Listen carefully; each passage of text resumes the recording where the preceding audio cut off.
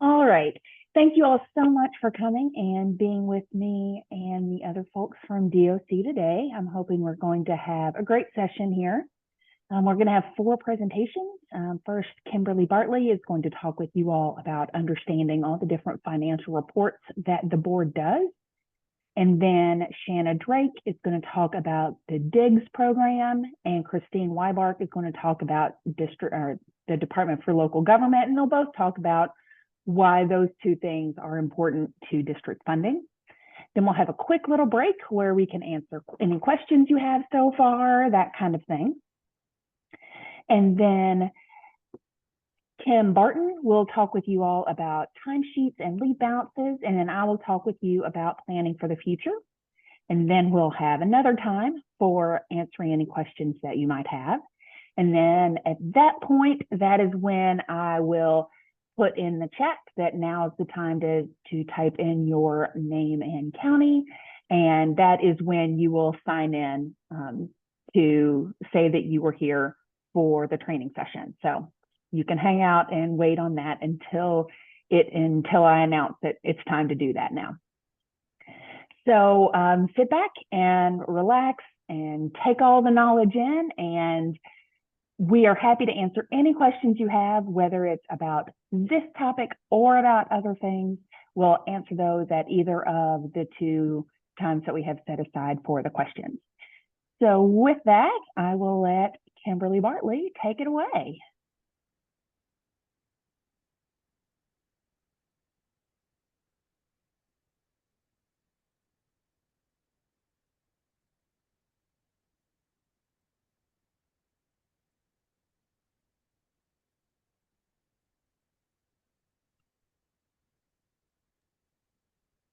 All right. Good morning. How is everybody? Good to see so many faces on here this morning. I am going to try to get my technology to work here. Shauna, can you see my screen?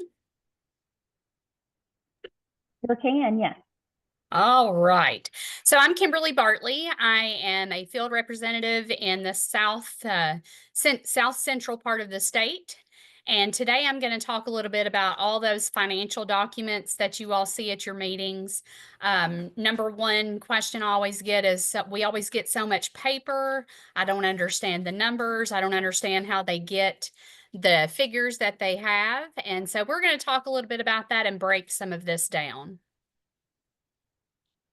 So we're going to talk about treasurer's reports and bank reconciliations, annual financial report, the budget, and a little bit about Department of Local Government and how to get on that portal.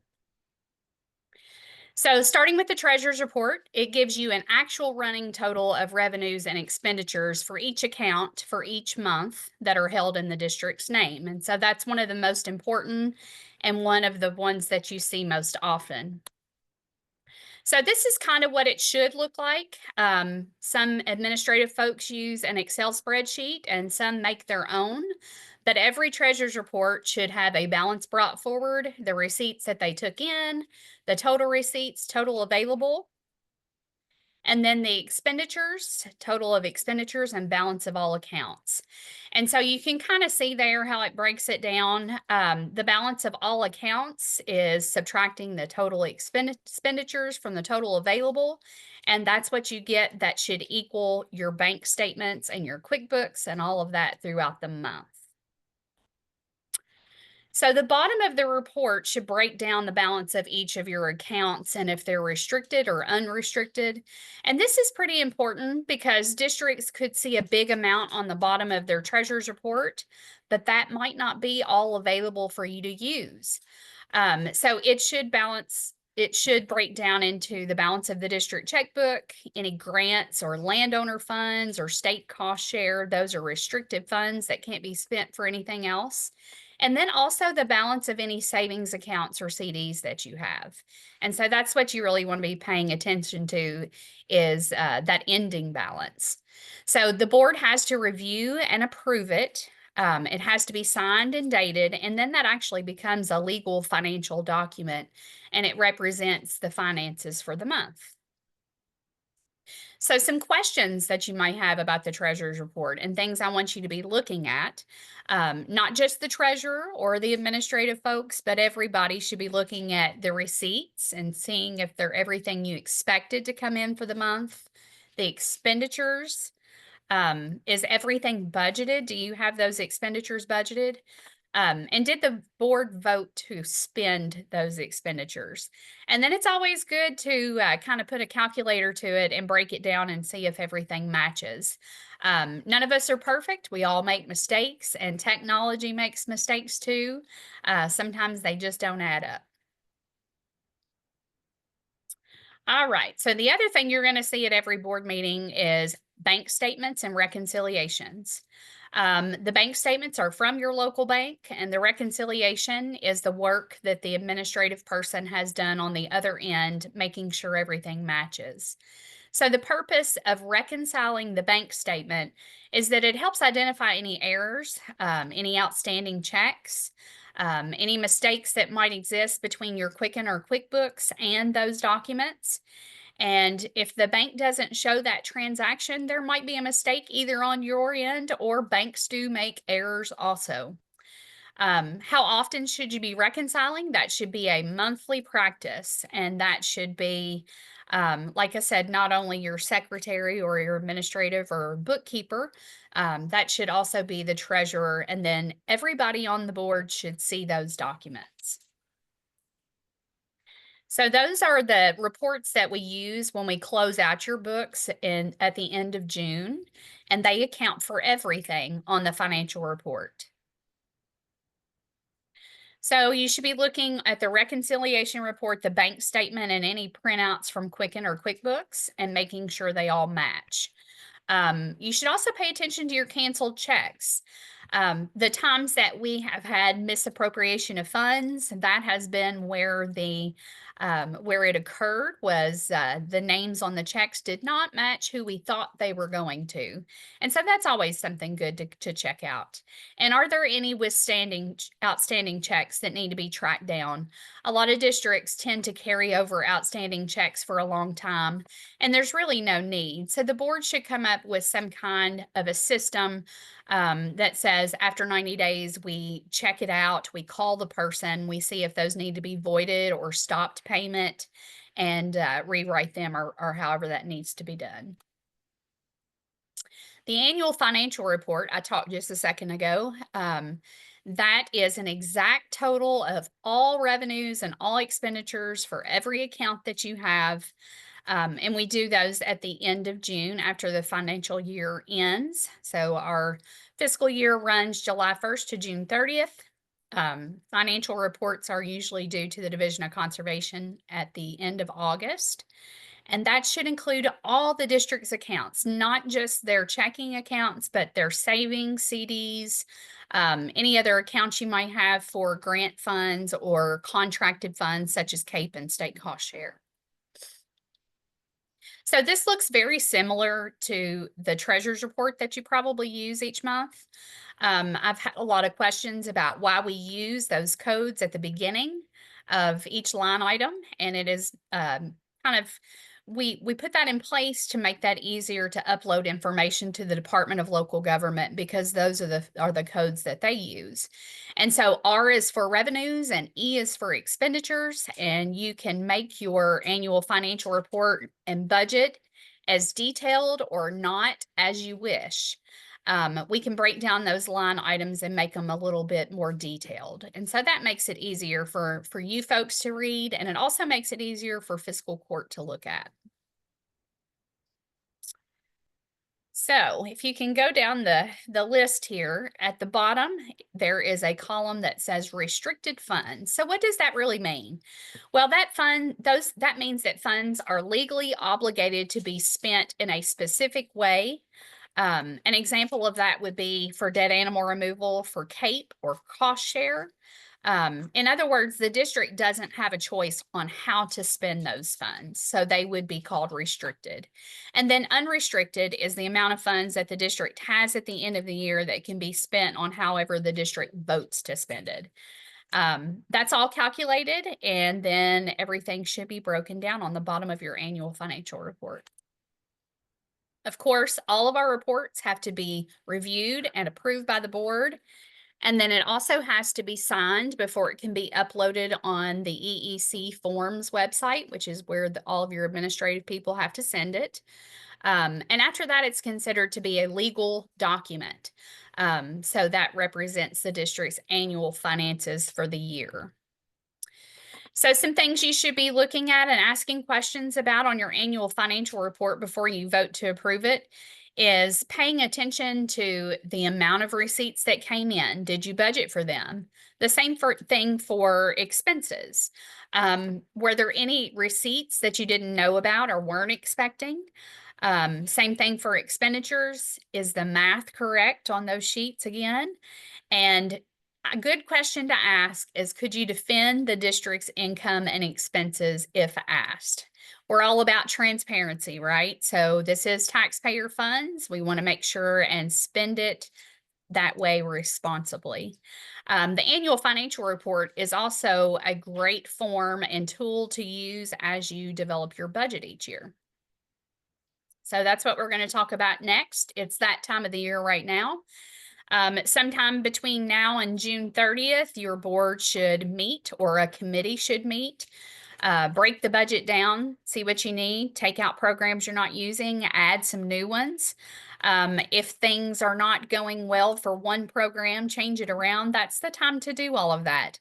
And so we want to put all of that on paper. A budget is an educated guess about how you are going to spend your funds, just like my personal budget. Sometimes that works out and sometimes it doesn't. That's why we can amend them anytime during the fiscal year. We are required to do budget amendments once a quarter at least, and we need to detail that in our board meeting minutes that we have done that. That gives us the opportunity to add more funding to certain categories or take some away or add in those unexpected expenditures or revenues. So this is required by the districts in good standing. And annual budgets, again, are only an estimated guess. We do our best to get those as close as possible, but they don't represent actual amounts. Again, should look very, very similar to all the rest of your reports.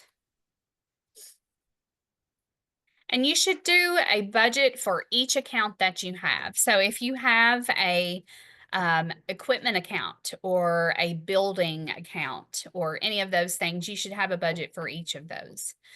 So you should be thinking about, does it include everything that we need? Does it include your monthly bills? Are there going to be new monthly bills after the fiscal year starts next year? Are all the programs there? Do they need more or less funding? And working together with your other board members to really see what is going to be in the best interest of your community and your county. And then the best question, can we afford to do all of the things that we're putting in our budget, which should be in the plan of work? So KRS 65A 080 states that the district cannot spend any money that hasn't been included on an improved budget. And again, that's why we do those quarterly budget amendments.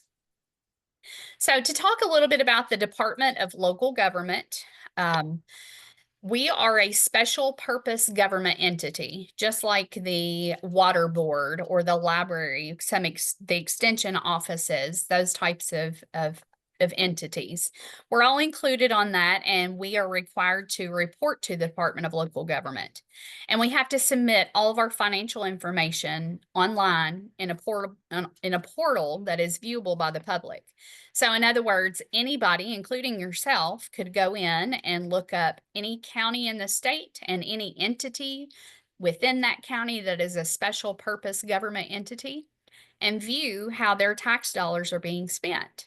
Very transparent here. So we have to upload our budgets, our annual financial reports, even our audits, and we also have to provide information about the board members so the public can see who is on those boards. So if you go on there, you should be able to find your district and you should be able to see that all of your reports are there and that you are in compliance. I would recommend that supervisors check that from time to time and make sure that the information is there and correct. Is the district compliant? And we'll talk about what happens when you're not compliant a little bit later. But here you will see it list each one of the supervisors that are on the board, along with their addresses and their phone numbers and when their term ends. So some things to think about and remember: treasurer's report, bank reconciliations, and QuickBooks Quicken reports. They all have to balance to the penny, and they should be reviewed and signed off by the board each month. Excuse me. If you're not doing that, then you definitely should start doing that, and you should start making it more of a board practice instead of just asking for an approval. Reviewing those expenses mainly and making sure everything is good. It is not just the secretary's responsibility or your bookkeeper to do this. It's also the treasurer's. He signs his name to this most of the time, but all of you guys are and gals are responsible for all of the things that come out of the district as a business. Your annual financial report and budget has to be filed with the Division of Conservation, Fiscal Court, and Department of Local Government. Division of Conservation's deadline is June 30th. Your fiscal court can vary.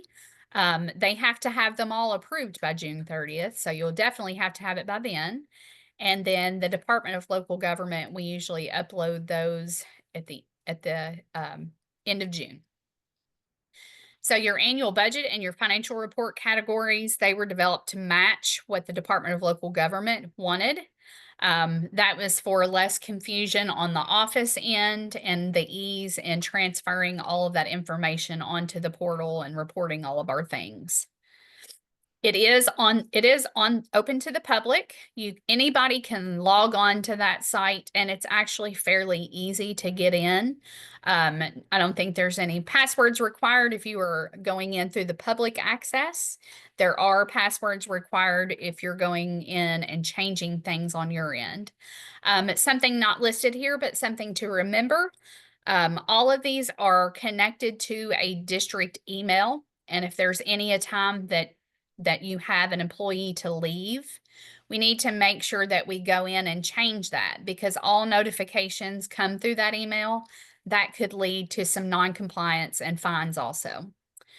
And while the district hires an employee to take care of administrative stuff, whether it is a bookkeeper or a CPA, different folks in your office, it's the responsibility of all of you to make sure that that is done and followed up on. So if you ever have questions, concerns, you have a report that won't balance, please, please, please reach out to someone and ask for help. We hate to get to the end of the fiscal year and find out that there was a mistake back in December and it hasn't been correct since. And that happens quite often.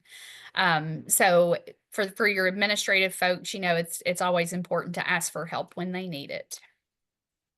All right, that concludes all I have, and we'll take your questions here in just a few minutes. All right, thank you so much, Kimberly. Now Shanna Drake is going to hop on and speak with you all about the Districts in Good Standing program. And then Christine Weibark is going to talk with you about the Department for Local Governments. Good morning. I sound rough, but bear with me here. I think I need to go back and share my screen.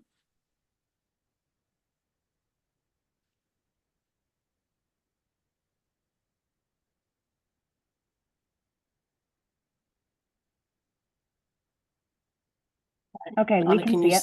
All right.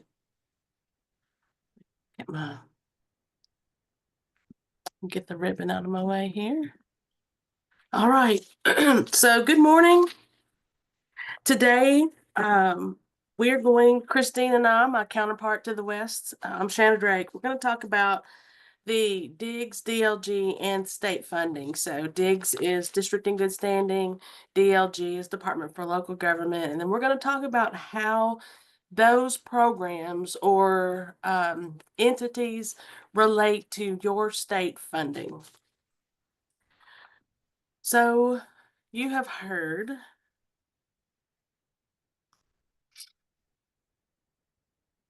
Uh-huh.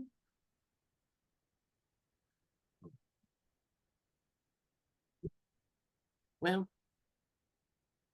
my little presentation is not paging down. Come on, buddy.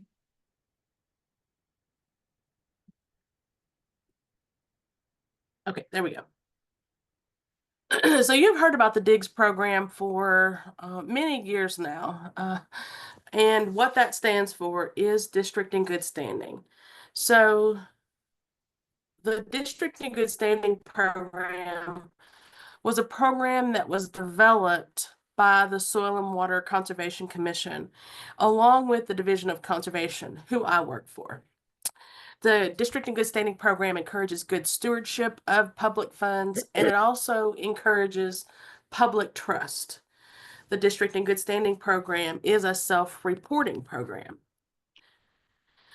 So we have a link here after this training, and it's uploaded. And if you want to go on the system and look at it, you can see this report card. It is filled out and uploaded through eForms now. However, I would suggest that you have your office staff print this and keep it up to date monthly and present it to you during your board meeting so you can look at that report and see that everything is going smoothly, things have been submitted like they're supposed to, and that there's no surprises at the end. So if you are going to get 100%, which I hope that everybody does, you will know and expect that. Up front, if there's been something that has been left off, a mistake that has been made, you'll know before the end of the fiscal year that has been a glitch, a problem, and you can work on correcting that for next year. All right, there are 13 components to the District in Good Standing program. The requirements, there are 4 statute requirements, which means those are mandated by law. So it is the law in the statutes that you report or do these 4 things. There's also 9 policy components that are mandatory, and those are based on policy of the Soil and Water Conservation Commission. Right here, you'll see a copy of a printed District in Good Standing blank form. You'll see on the left-hand side, it's those 4 statutory components. And then on the right, there are the 9 policy components.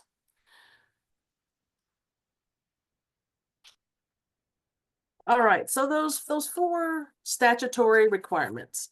So you have reporting. There are multiple reports in this one section, but your state cost share reports have to be submitted 10 out of the 12 months on time. Melinda Murphy in Frankfurt, she needs those by the 10th of the month, and they need to be on the correct form. So make sure that those are, I'm sorry, the 15th of the month. My apologies. Melinda needs those by the 15th of the month and on the correct forms. Your annual budget, that has to be submitted to the Division of Conservation by June 30th. Your annual plan of work also has to be submitted by June 30th. Your annual financial report, that has to be submitted by September 1st. And the board has to update their long-range plan at least every 5 years. If you have a quarterly, an environmental grant report, those quarterly reports are due the last day of each quarter. So September, December, March, and June, the last day of that quarter, you have to have those environmental grant reports submitted. The next thing is sufficient bonding. So you have to make sure that all people who have access to your funds are bonded for the most amount of money that is in your account at any given time. So if you're bonded for $200,000, but you get a CAPE payment from the state for $250,000 and it bumps your account up to your account balance is up to $300,000, then you have just exceeded your bonding amount. So you need to make sure that you are bonded. Anyone who has access to those funds are bonded for the most amount of money that you will have at any given amount of time in any account. Your quarterly updates or revisions to your budget, you are required to at least review your budget quarterly, and those reviews need to be documented in your minutes. While you're reviewing that budget, if you see that you are going to have an expenditure coming up that is going to make you go over budget, that is the time to revise that budget, approve it, and then roll on. But you at least need 4 reviews, and those need to be documented in the minutes of your meeting. And you also will need to have a proof of advertisement for state cost share. So you'll need to advertise for the state cost share program. That can be on your social media page, that can be in a newspaper, on the radio, but you will need documentation of that state cost share advertisement. The next thing is you are required to have at least 9 monthly board meetings. So there's 12 months in the year, but you need to have at least 9 board meetings to fulfill that requirement.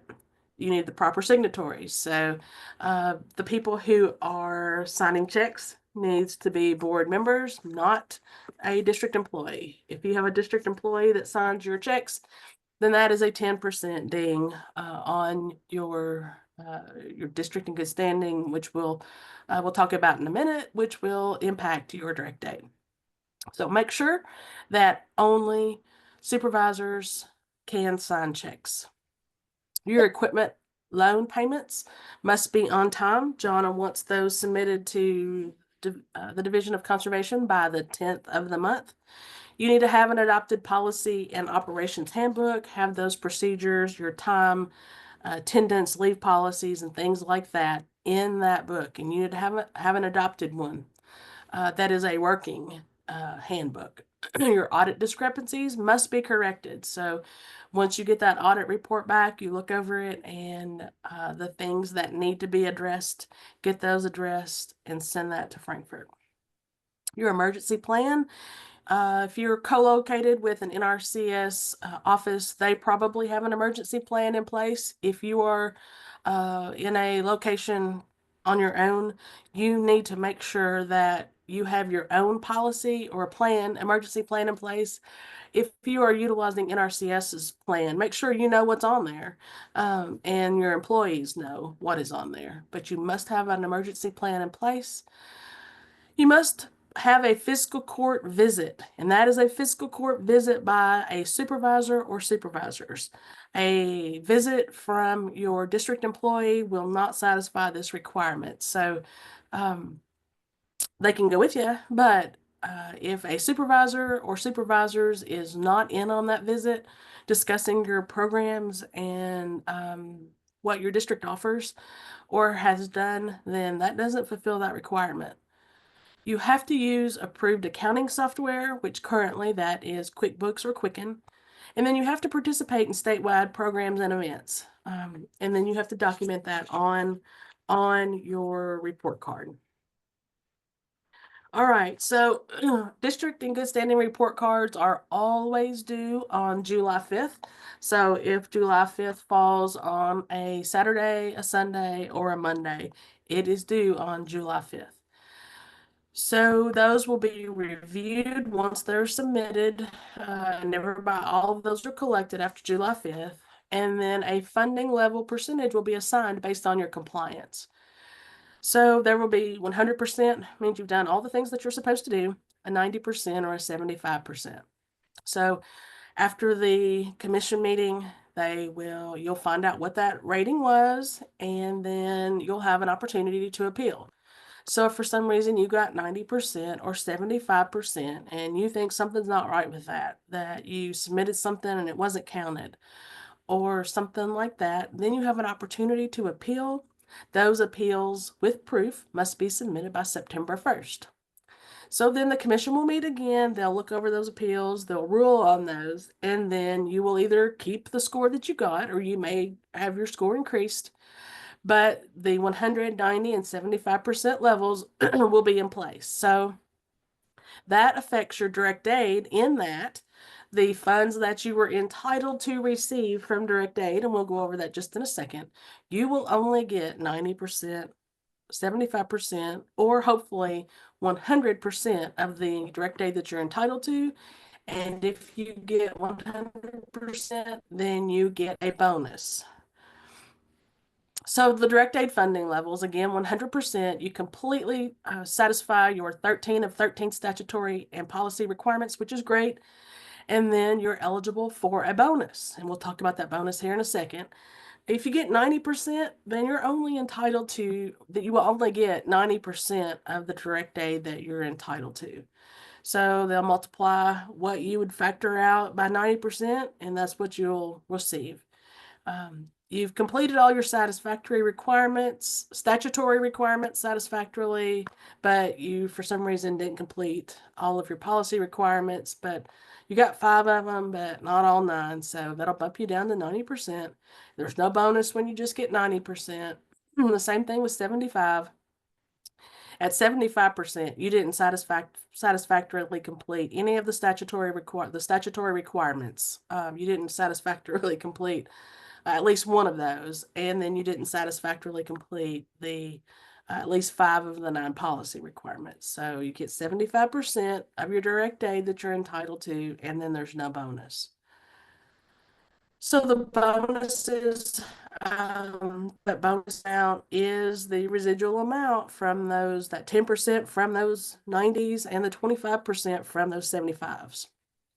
So what is direct aid? So direct aid is the money allocated from the state's general fund for the purpose of maintaining a conservation district's presence.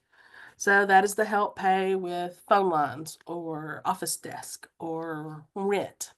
That is what your direct aid is for. There are 3 metrics used to determine your county's funding level of direct aid. First is the amount of unrestricted funds as of June 30th. So Kimberly was just talking about the unrestricted funds.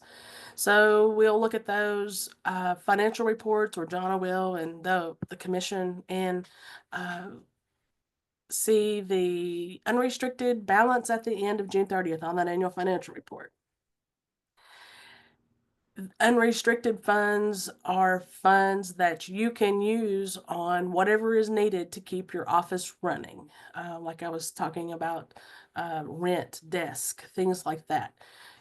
What is restricted would be state cost share funds, environmental grant funds, CAPE money, things like that. That is restricted. If you spent that money on rent, you would be in trouble because you misused public funds. So unrestricted, just because you have some money in a CD, that does not make that restricted funds. You could pull that CD out and buy a building if you needed to. The second metric would be your county's funding source, whether that's millage tax or from the general fund. And then the third metric is the number of district employees. So we're going to go over those metrics. So restricted fund balance as of June 30th. So you can look on this slide and you could see that the less money that you have unrestricted, the more points you get.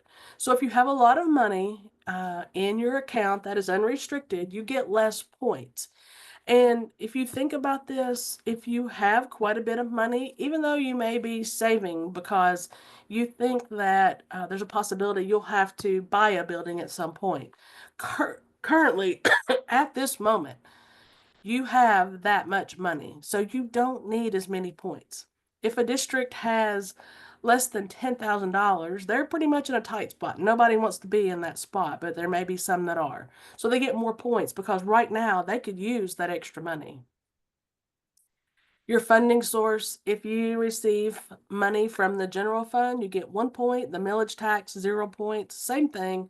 Your millage tax money is pretty much guaranteed. It's a sure thing. You're going to get that. You don't have to beg for the money and hope fiscal court gives it to you, like if you are on the general fund. So you get more points if you are on the general fund bankroll, if you will. And the last thing is the number of district employees. So you can see that the more employees you have, the more points you get. Same thing as the other metrics. If you have multiple employees, you have a higher payroll, most likely. So you need more money to pay them. So 2 points for multiple district employees, and then 1 point for one district employee. So this is a scenario and it's a sample. So this could change, but for the sake of an example to show you how this works, you'll see a point scale there. So you have a district maybe who got 2 points, and they would only be entitled to $1,000 or up to 9 points, and that would equal $14,000 in this sample.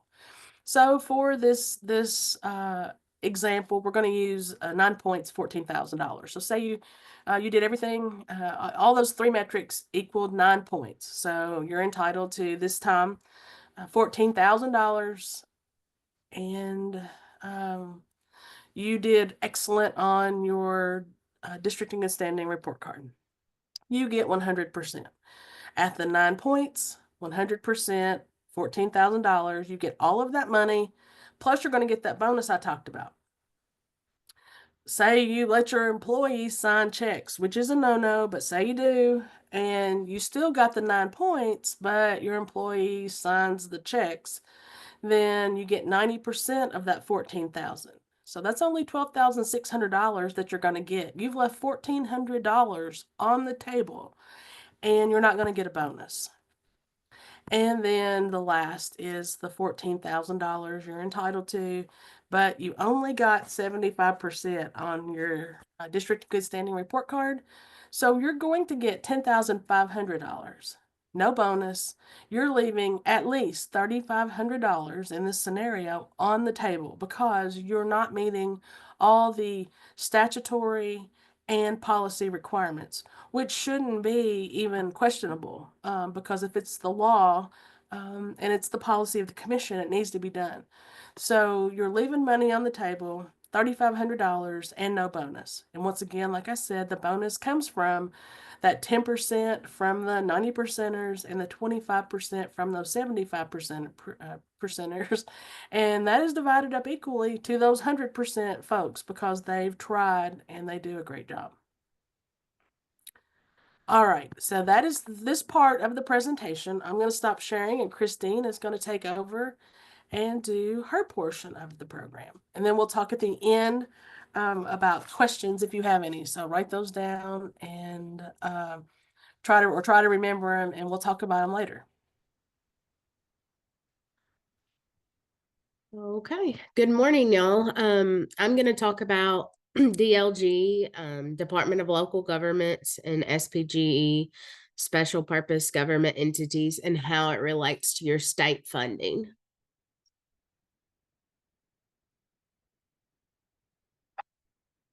Okay, DLG budget requirements.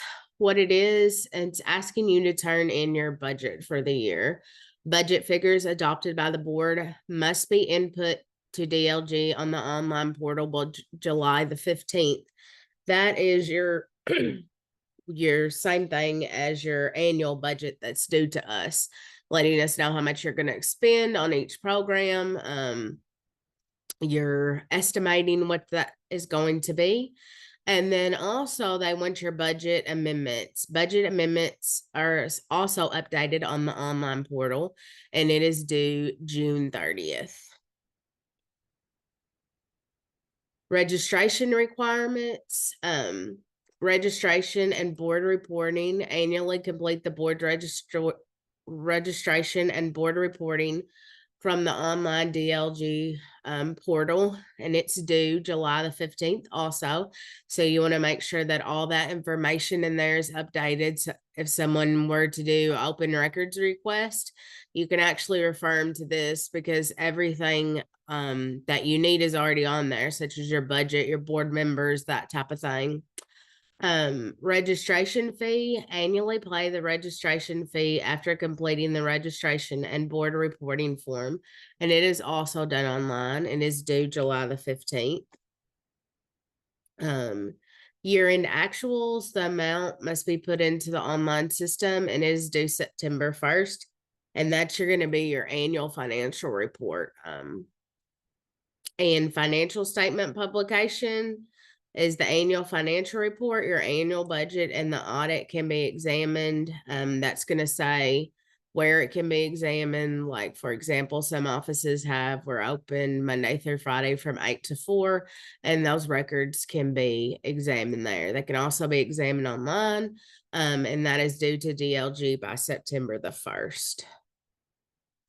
Audit requirements. So audit or attestation engagements, we do audits. We don't do the engagements. We are contracted with Tishner and Associates. DLC is contracted with them. So it talks about every 4 years you will have an audit if you're between 100,000 and 499,000. And that is paid through direct aid. If you were over 500,000, if for some reason you went over that amount coming into your accounts to 500,000, that would trigger another audit for the year, and the district is responsible for that. It's prepared by Sister and Associates, so a CPA. It's submitted to DLG as a PDF upload to the online system. They'll provide you with that copy and that information that you need. It needs to be completed no later than 12 months after the close of the fiscal year, and it's submitted to DLG within 15 days following the receipt from the CPA. So you want to get that entered in there as soon as possible too. Code of ethics, you can use the one, excuse me, that DLG provides. Some districts do decide that they want something more stringent. If you decide to do that and adopt something else, you need to vote on it during your board meeting. And within 21 days of adopting that ordinance, you will need to upload it, email it to DLG, and make sure that they have a copy of it. And then it will be on the system for other people to view. And something I get questions about periodically is SPGE, Uniform Financial Information Reports. You used to send those in and upload those on the DLG website. You no longer have to do that. So I just wanted to kind of remind everybody that that's something that's not required now. And so we're going to talk about what happens when you are non-compliant. We always want to make a goal to stay in compliance, just like we want to receive 100% of our DIGS funding. It keeps us off the radar. It keeps us transparent. If you have any questions or you're having problems, please reach out to us before something is due so that we don't have anyone getting put on that list. I have good luck communicating with DLG, and I just want to throw that out there that you can reach out to your field rep, to DLG. Well, we will help you. So if you fail to submit any of the information, any of these forms that I've talked about, financial disclosure, financial reports, audits, any of those things that's required by a certain date, failed to pay the registration fee, SPGE cannot submit any information to DLG if they don't receive the payment every year. Submit forms that does not comply with the current status. So in other words, if you were turning in forms with zeros on them or $1 or something that does not match anything else, that's going to send off a red flag to them to know that you're not reporting what you should be reporting. State funds withheld, that's what can happen. They're going to give you a warning because they told you the due date, and they're going to give you 30 more days to get it back in. And then after 15 days, according to the regulation, any funds in the possession of an agency, entity, or branch of state government will be withheld. So that means if you were expecting any DIGS payments from us, any state cost share payments from us, anything from the state, you will not be able to receive those until you're back into compliance with DLG. They'll notify the state agencies and let us know. Newspaper publications. So they also have it published in the newspaper. The names of the SPGE contact person, the SPG address and phone number, the current board members, and a list of all the things you're non-compliant in. The auditor of public accounts is informed of the SPG's non-compliance. The auditor of public accounts may initiate an audit or a special examination of the SPG at the expense of the SPGE. So we definitely want to avoid that. We've already had an audit done. So if we're turning in our things on time and turning in our audits, we shouldn't have that extra expense for another audit. And pursuant to KRS 65A 050, the SPG may be administratively dissolved by DLG. So that's basically just saying if for 2 years you're not turning in your reports, you're consistently non-compliant, they can say that you can no longer be a SPGE and they are able to dissolve you. And then do you guys have any questions or concerns? I am scrolling down here so that I can let you all unmute yourselves now. So if you have any questions, you can now unmute yourself to ask those questions, or you could put them in the chat if you prefer that.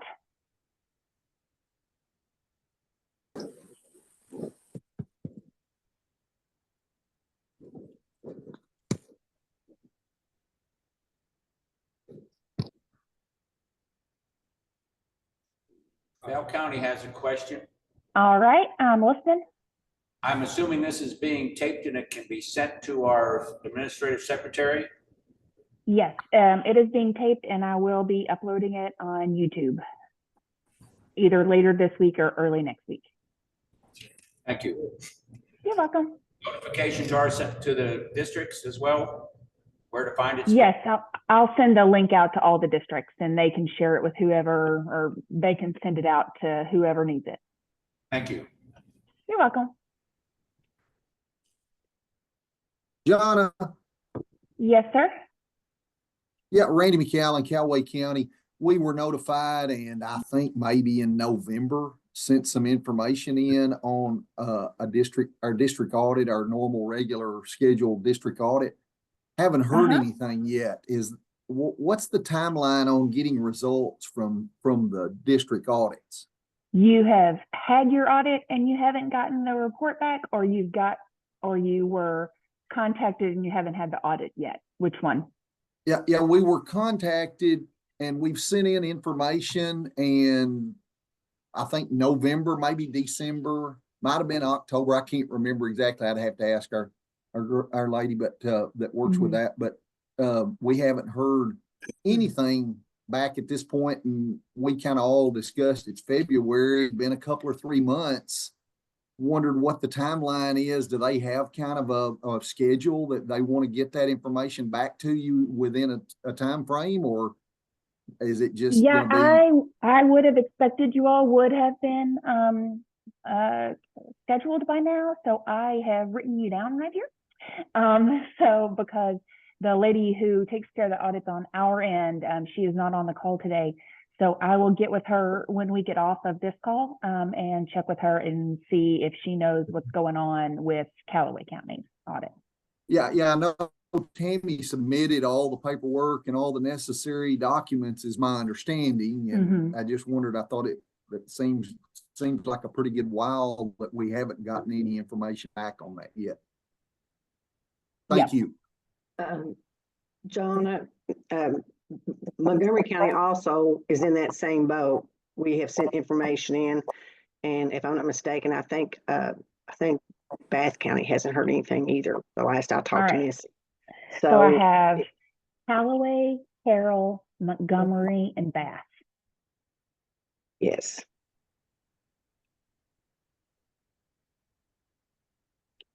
All right. I will check on those and get with all of you.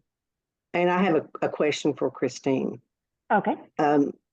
or I don't have a question, but could you please clarify? I think it's confusing.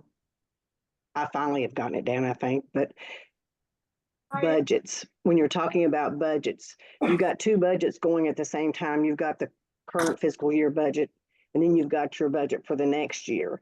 I think sometimes it's confusing that which one is due when, and it's sometimes it's not clarified.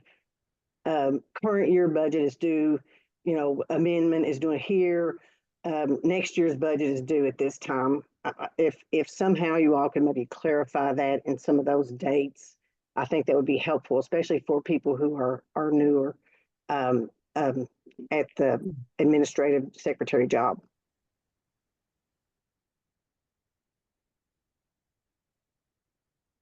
We can actually absolutely do that, of clarify which budget we're talking about when we send things out and all that. We can absolutely do that.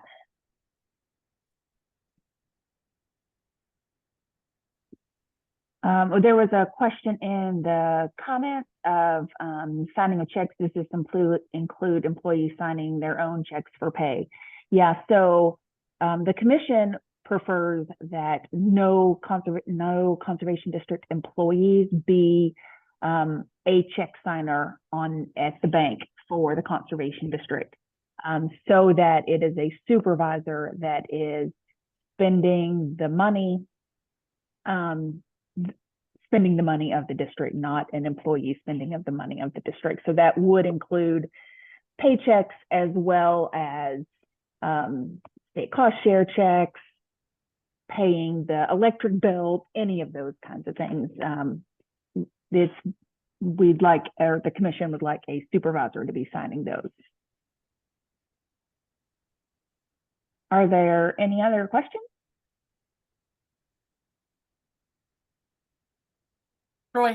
Troy Ellis said that he looked at the SPGE site and 219 was the last year shown. Troy, what was shown in 19 that you're speaking of there?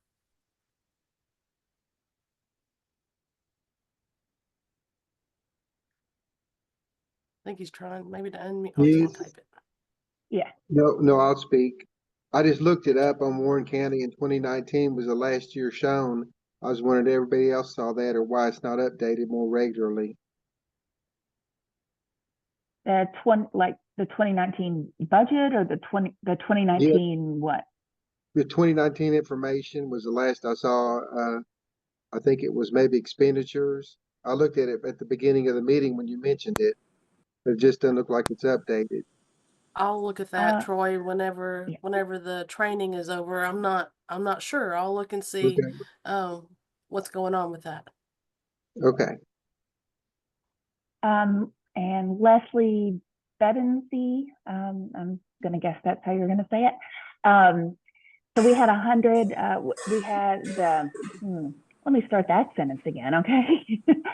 The subscription that we have to Zoom only allows 100 people to log on. We had 100 last night, and so people who came later were not able to log on. We actually have 100 today. So people who came later were not able to log on. So we are going to offer this another time. I don't know when yet, because I have to talk to all the people who are presenting and figure out what evening we're all available at the same time. So I will send out something within the next day or two of when we are going to offer this whole thing again for anyone else who wasn't able to log on last night or today. All right. Any other questions?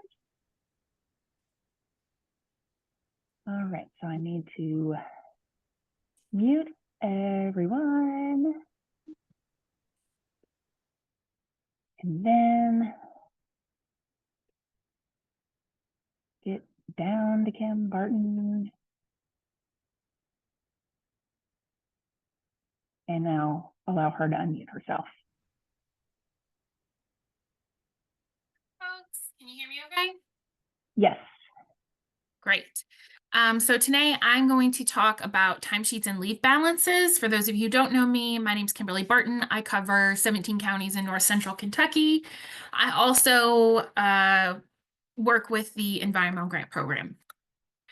So we're going to talk a little bit about board member responsibilities. I'm going to show you guys a sample timesheet, the legal requirements, the Family Medical Leave Act, and then policies and procedures. Timesheets do need to be reviewed at every meeting.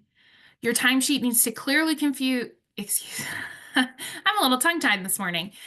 Timesheets should clearly communicate time worked, leave balances, any absences or late starts, and then any time spent on grant-related projects. That can include CAPE, 319, 7525. It's really important that you track time spent on grant-related projects, because if you're using any of those grant dollars or for administrative time, they're likely going to want to have a record of that, and not being able to provide a record can exclude you from future funding. So it's always a good idea to just have like all of the time recorded. Falsifying hours is a serious offense. Reviewing timesheets protects the board and the employee. So this is a really basic timesheet. This is what is available on our website as a sample. You do not have to use this as the conservation district. You can download the Excel spreadsheet from our website and change it however you want.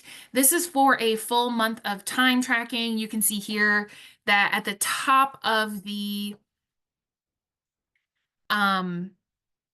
timesheet, it's broken out into like what they spent time on. So you have district operations, federal assistance, education and promotion.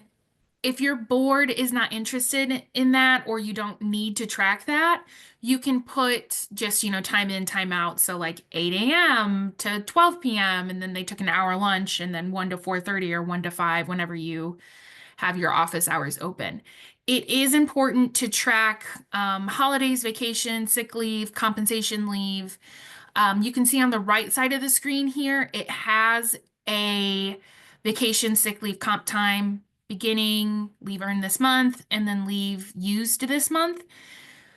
It's really important for conservation districts to track their employees' leave balances. Even for part-time employees, if you offer vacation, sick leave, comp time, you need to be able to track that, especially for if they leave, resign, retire, or are fired, because some of this leave will be due to be paid out by the end of their term.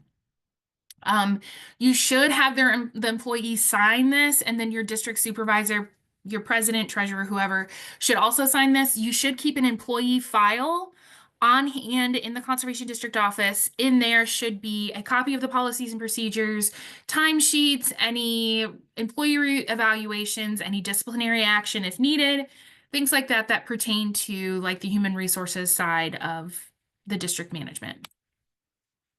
You are required by law, that's KRS 337.320, to keep records of the amount paid to each employee in a pay period, so their pay stub, hours worked each day and week by each employee. So again, the timesheet is required. Like, you do need to track that. It needs to be easily found at the conservation district, and then any other information determined by the Labor Cabinet Commissioner.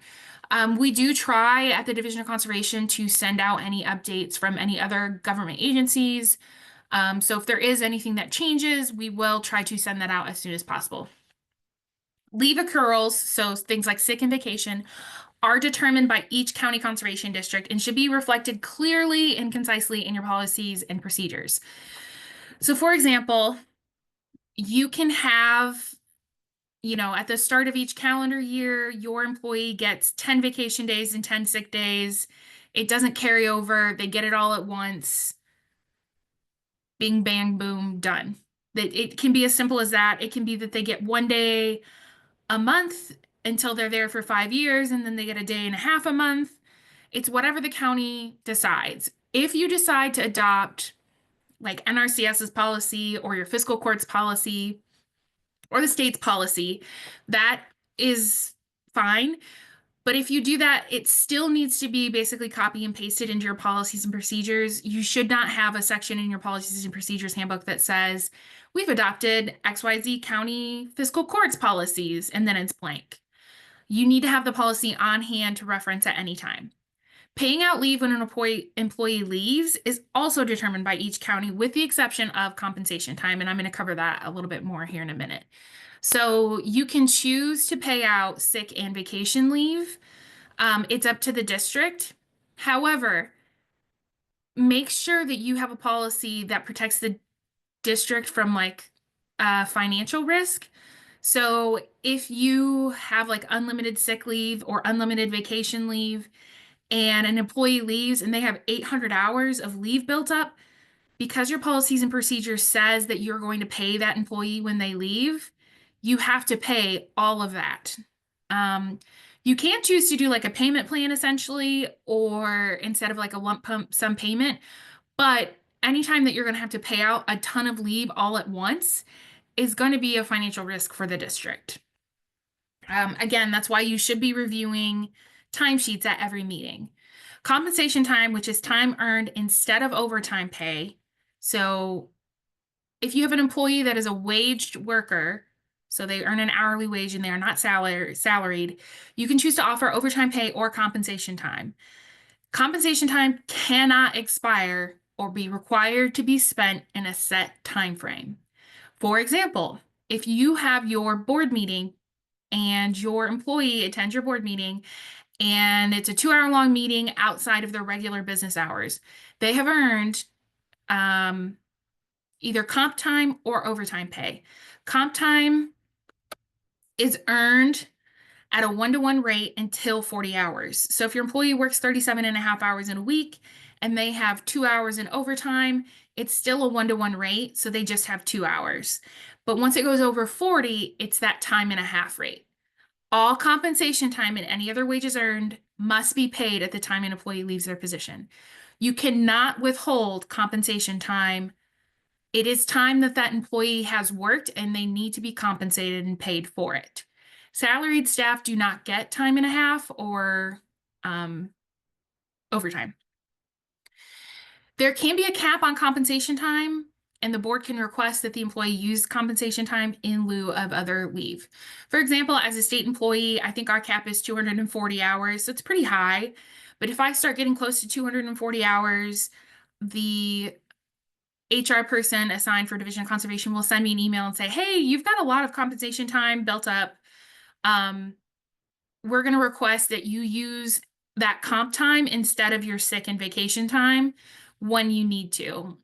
In addition to that, comp time and overtime should be approved by the board before it is accrued. So if you know that you're going to do a weekend river sweep outside of your regular business hours and your employee is going to get 5 hours of comp time, that should be approved at the previous month's board meeting by saying like, hey, we have this event. I'm going to be there. I know I'm going to get approximately this much time in, and it should be approved.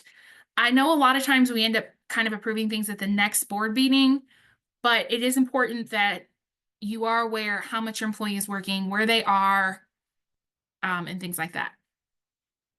You can choose to pay compensation leave at any time. So let's say at the end of the year, you have an employee that has 20 hours of comp leave. You can choose to let that employee either carry it over into the next year, or you can pay it out all at once. You do not have to like let it occur to getting really high. You can just pay it out. You can have a flex time policy. So if an employee is attending a board meeting, comes in an hour before their regularly scheduled time, then that employee can leave an hour early. For those of you that have night meetings, it can be difficult to adhere to a flex time policy because you don't really know how long your meeting is going to go. It could be half an hour, it could be 2 hours. So it can be a little bit difficult to use a flex time policy. As always, if you have additional questions about, what your policies and procedures are, what they look like, you can always reach out to a lawyer. The Kentucky Association of Counties also has an excellent sample policy that you can use for compensation time. The Family Medical Leave Act is a federal law that provides employees of covered employers with job protection leave for qualifying family and medical reasons. It requires the continuation of their group health benefits under the same conditions as if they had not taken leave. I know a lot of districts don't offer health insurance and things like that. So for our purposes, FMLA is really going to be about job protection. So as a local government entity, districts are required to provide FMLA for any qualifying event that for an employee that's been with the district for at least a year. So this would be birth, adoption or foster care, care of a child, spouse, or parent with a serious illness, a serious health condition that makes the employee unable to work, reasons relating to a family member's military service. FMLA does not currently have to be paid leave. You can also offer like partial paid leave or full paid or unpaid in total. FMLA leave is up to 12 weeks in a 12-month period or up to 26 work weeks for a military caregiver in a 12-month period. You can also have your FMLA policy state when they can use their leave if it has to be all at once. So some agencies will allow you to stagger your FMLA leave. So let's say your employee has given birth and they want to take, 6 weeks off right away, but then they would like to stagger a little bit. You can work with them on that, of when they can take their FMLA leave. Your district should have a dedicated handbook that covers all policies and procedures, including the timekeeping procedures we've talked about today. This handbook should be reviewed and ideally signed by the board and all employees. You should have the signed copy of the handbook in each employee's employee file. And anytime you update the handbook, it needs to be signed. Your handbook protects both the board and the employees from legal action. Each county conservation district needs to have dedicated policies and procedures for timesheets, holidays, and leaves. Make sure your policies reflect that carryover leave and maximums when it comes to leave accrual. They need to be clear and updated regularly. Laws change all of the time. It is important to review your policies and procedures and make sure that you are adhering to the most recent state and federal laws. Districts can choose to adopt state or federal holiday schedules. Again, this needs to be reflected in your policies and procedures. If your district only has part-time employees, your policies still need to reflect what employees should expect for holidays, inclement weather, and other related issues. So for example, if Christmas is on Monday and your part-time employee comes in on Monday, do they receive a paid holiday? Is it just an unpaid leave day for that employee? Or are they expected to come in on Tuesday to make up those hours? Those things should all be in your policies and procedures so that the employee can know what to expect and so the board can know what to expect. Same thing with inclement weather. We've been having some really crazy weather lately.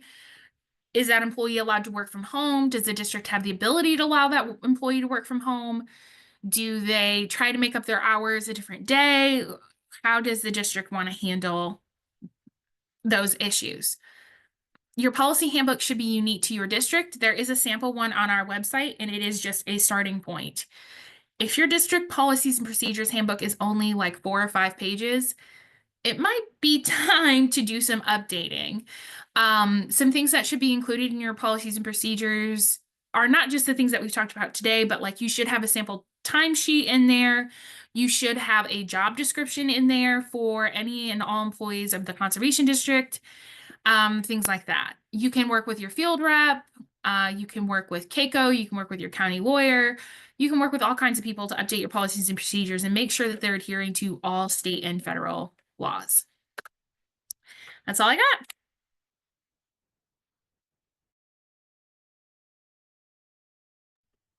Thank you so much, Kim.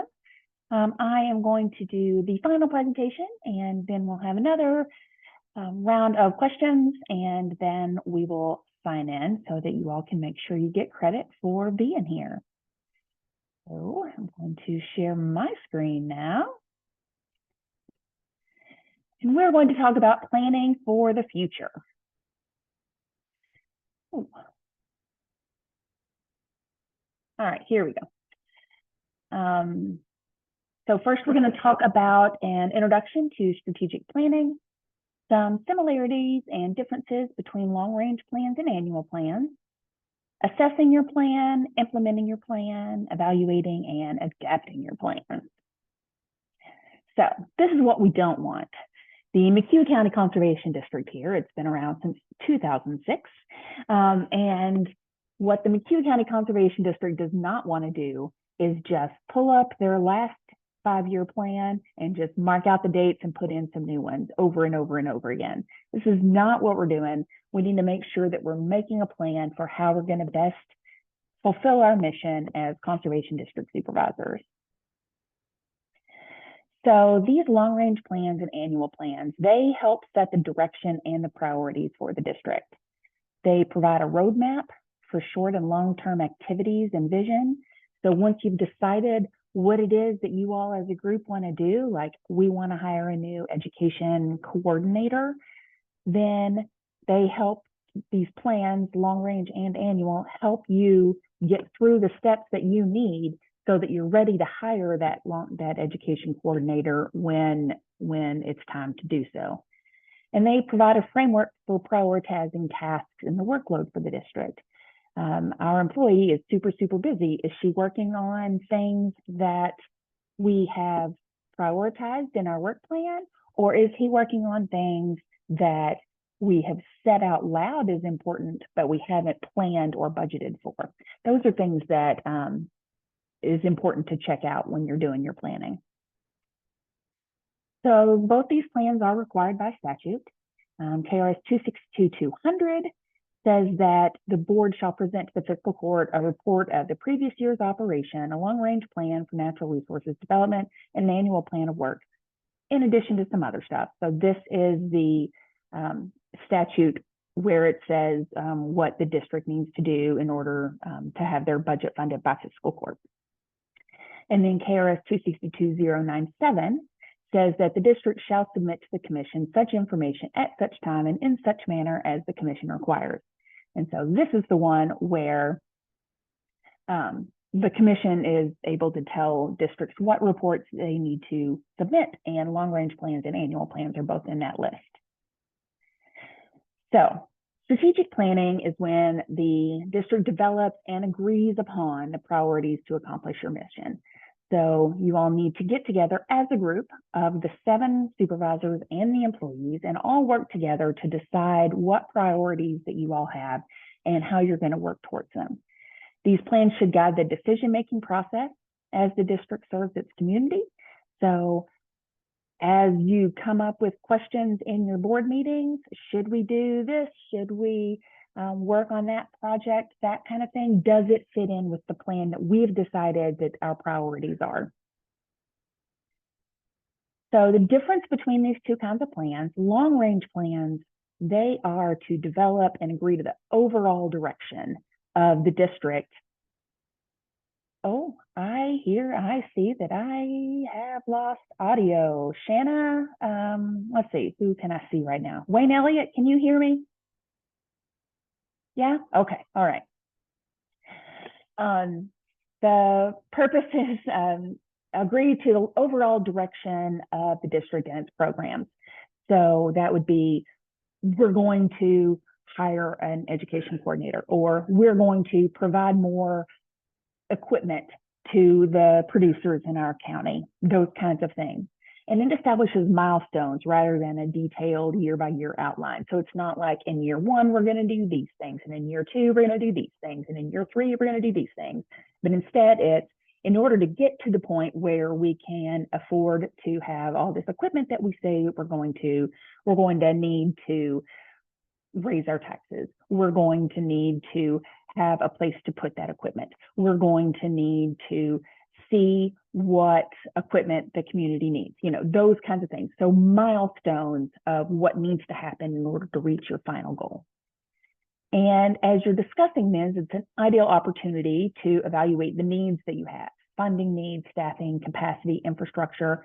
You say you want to hire a new education coordinator, but do you have room in your office to have an education coordinator, or will we need to be looking for new office space? Do we have someplace to store the equipment that we say we're going to be purchasing?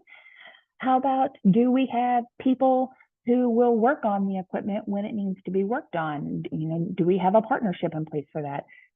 You need to evaluate those needs so that you can make sure that in your annual plans, you're finding a way to meet those needs. So these should be broad goals that you have. In an annual plan, this identifies how those priorities from the long range plans will be implemented each year. So your long range plan says you're going to hire an education coordinator. Your annual plan might be, we're going to try these 2 new education programs this year to see how well they go in our community.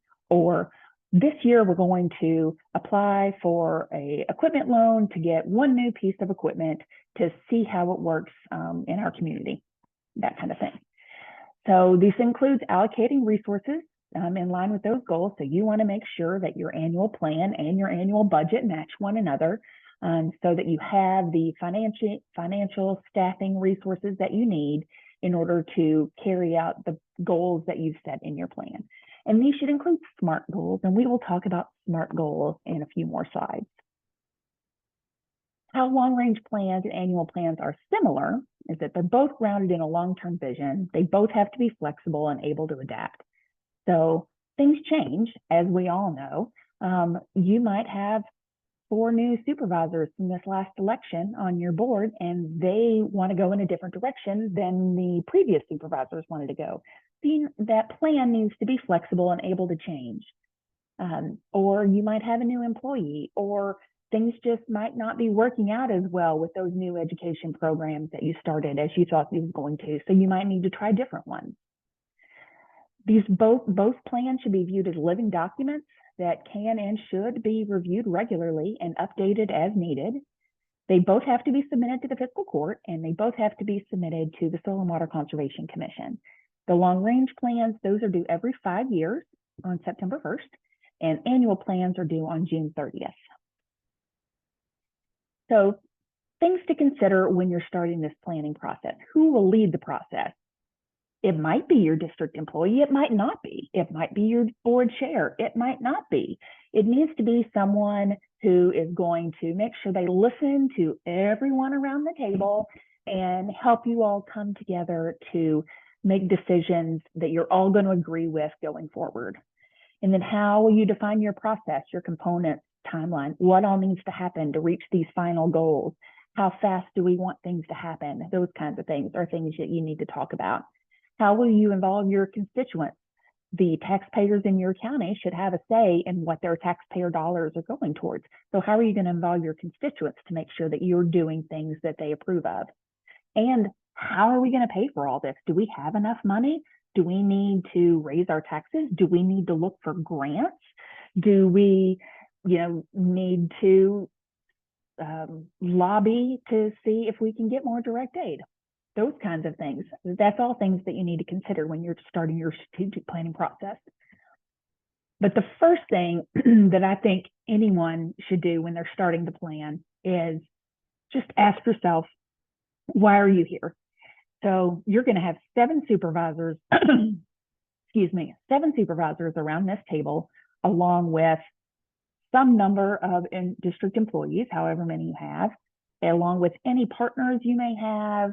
Your field rep might be there, your NRCS folks might be there, all working together to come to figure out your plan for the future. It's a great idea to just go around the whole table and have everyone say, why are you here?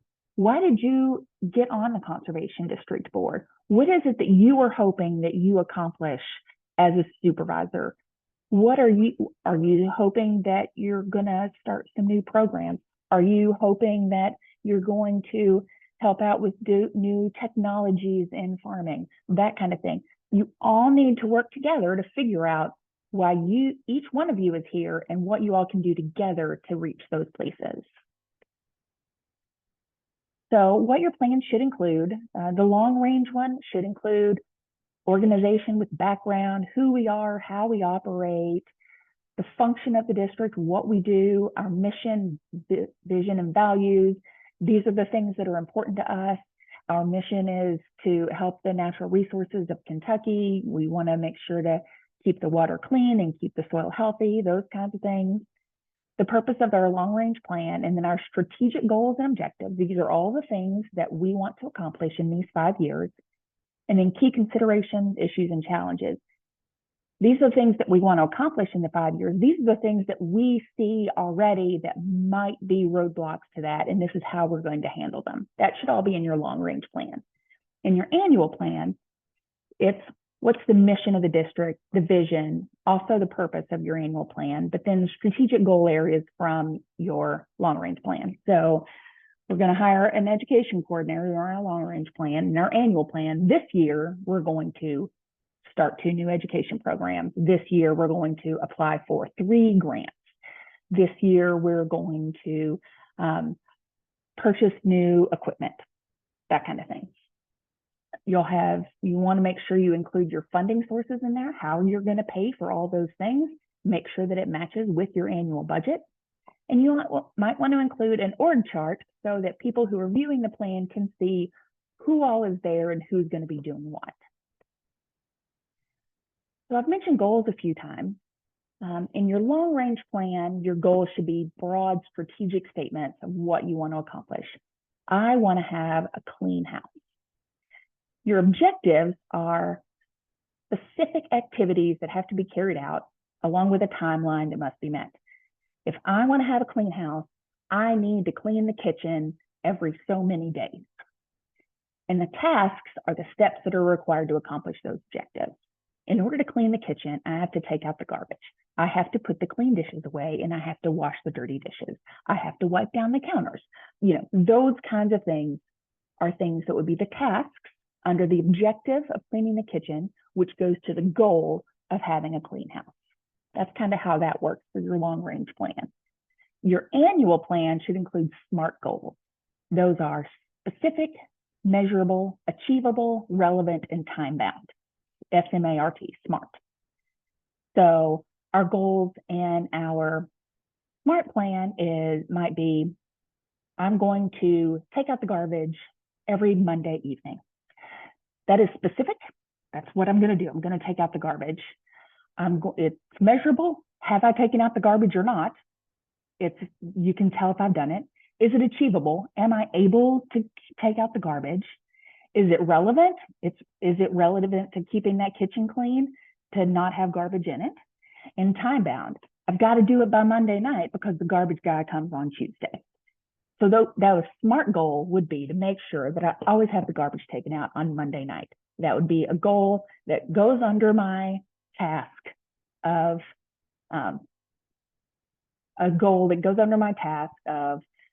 taking care of the garbage, under my objective of keeping the kitchen clean, which is under my goal of keeping my house clean. Kind of how all that fits together. So once you have your plan, you need to assess it. You need to assess it both internally and externally. So internally, the staff and the board, you all have to be on board with your plan. You need to be able to understand it and be committed to the plan. We all agree that where we're going is to provide more equipment to our producers. What are our board strengths and weaknesses? Do we have somebody who can work on that equipment if it breaks? Do we have a place to put that equipment? Do we have somebody who's really good at going out into the community and telling people about the things that you have going on at the district? Some strengths and weaknesses. What do our constituents want and expect from us? Is this what the constituents want? Do they want more equipment? What are our values? Is the things that are important to us as a board? Are they included in this plan? And are we carrying out our mission of protecting the natural resources of your community, making sure the water is clean, that the soil is healthy, that the trees are protected, that kind of thing? Are the things in your plan helping you carry out that mission? You also want to have an external assessment. So you need to provide an opportunity for the community to share their hopes and needs. So how are you going to share this plan with your constituents so that you can solicit their opinions? Are you going to have a public meeting? Are you going to set up a booth at the farmers market for a couple weeks in a row? Or are you going to send out a newsletter, that kind of thing. How are you going to share and how are you going to receive feedback from that? That's something that you all as a group need to decide. Because maybe those constituents might have needs in your county that you don't know about. And these conversations are excellent opportunities to build better relationships with your constituents and have better conversations so that everyone can be on the same page. So once we have assessed our plan, then we need to implement it. And this is kind of subtitled, Change is Hard, y'all. We need to implement our plan because we have sat down and made some goals. We didn't just agree to whatever the people before us did. We sat down and made some goals, and that means things are going to have to change in our district. So we need to make sure that everyone on our team has the skills they need to carry out those goals. So there might be professional development and training needs. There might be specific software that you all need to purchase. Maybe you all need to have a district cell phone. You might need to have a new laptop in order to run the software that you all need. Those kinds of things all need to be evaluated as you're implementing the plan.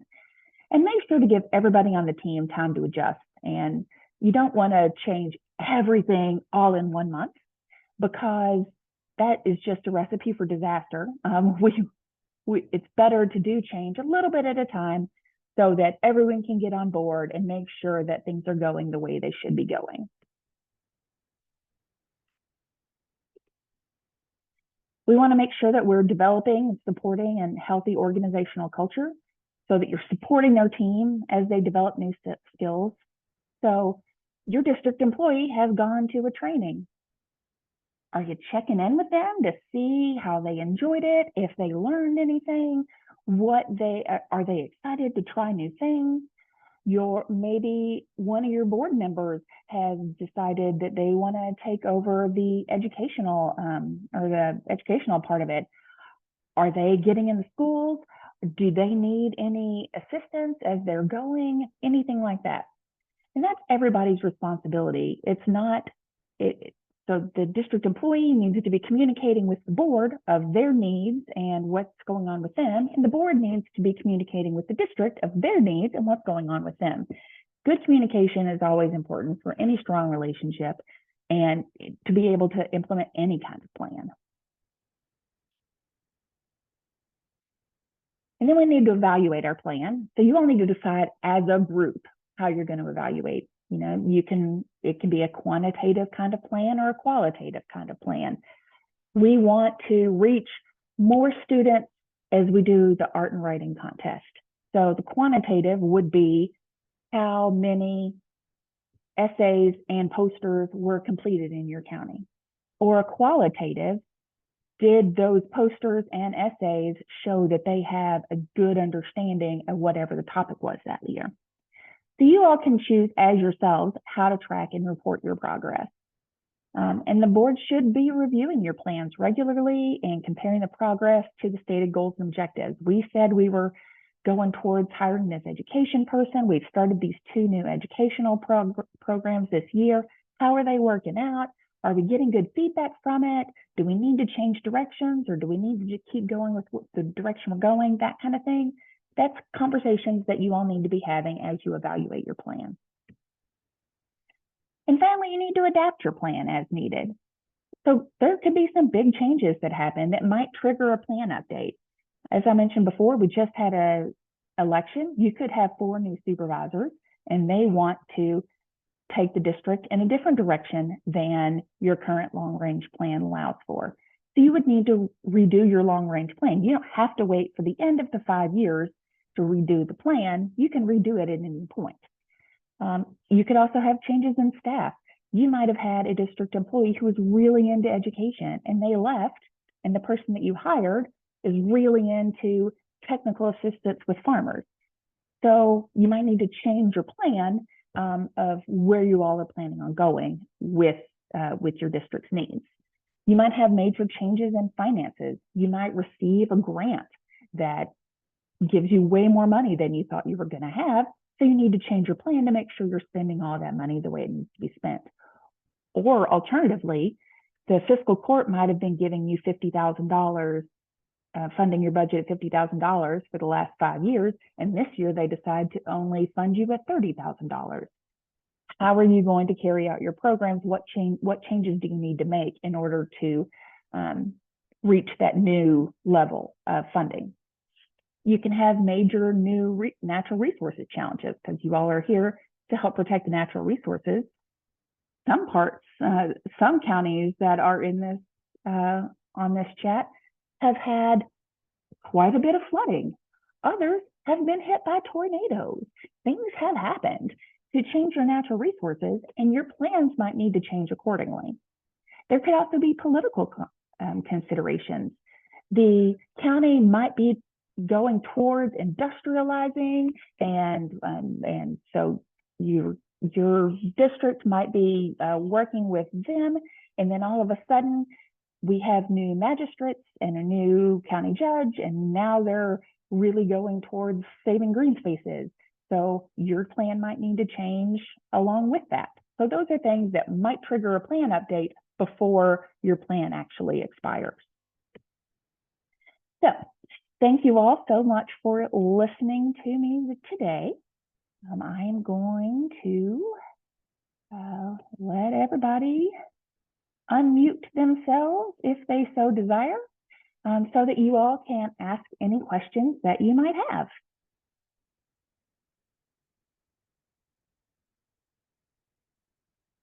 Any questions at all? I do have a question. This is Sarah Beth Sammons from Jefferson County. Hey, Sarah Beth. This is more of a budget question, but should you include budgets in your, should you include grants or grants that you've applied for in your budget somewhere, or as a different line item, or how should that even show up in your budget? I wouldn't put them in my original budget for the year, because I've applied for them and I don't know that I'm getting them. But as soon as I know I'm getting it, then I would update my budget accordingly. That's what I thought. I just wanted to make sure. Yeah. Great. Yeah. Anyone else? John Phelps, Cumberland County. I just wanted to say this was an excellent webinar that you all have done today. I served on the Conservation District from the mid-90s to 2010, served as county judge for 12 years following that, and back on the board. But whether they are a new board member or whether you've been on for a very long time, you all have touched a lot of good information that supervisors need to be aware of. And I just kudos to you. Great job. Thank you, John. Lewis County has their hand up. What's up with you, Lewis County? Yes, my name is Dwight Malone, and I'm asking the amount per supervisor that we are paid through that. I'm actually going back to the other program before we started this one. I apologize for that. I didn't get my question, but I was just curious on the amount per supervisor that we get paid from Diggs, or whichever one it was, per supervisor, since there's 7 of us on our board. So the direct aid funds go toward keeping your office open. So it is things like paying your electric bill, or buying a new computer or a scanner, or paying your district employee. Those kinds of things are what direct aid is for. It is not for supervisor per diems or awards programs or that kind of thing. So it's actually not per supervisor. The direct aid is based on just how much funds the district has. So it's not broken down by supervisor. Okay. So is it it's according to how much funds is allocated for our county, I guess, from the fiscal board? It's that too, no, how much in funds you have at the end of the year. The year. Okay. Okay. Yeah. So it's the number, the total left unrestricted balance from your annual financial report that goes up through June 30th, then at the September meeting of the commission, they look at those balances, and that's how they determine how much direct aid people get. Okay. Thank you so much. You're welcome. Are there any other questions?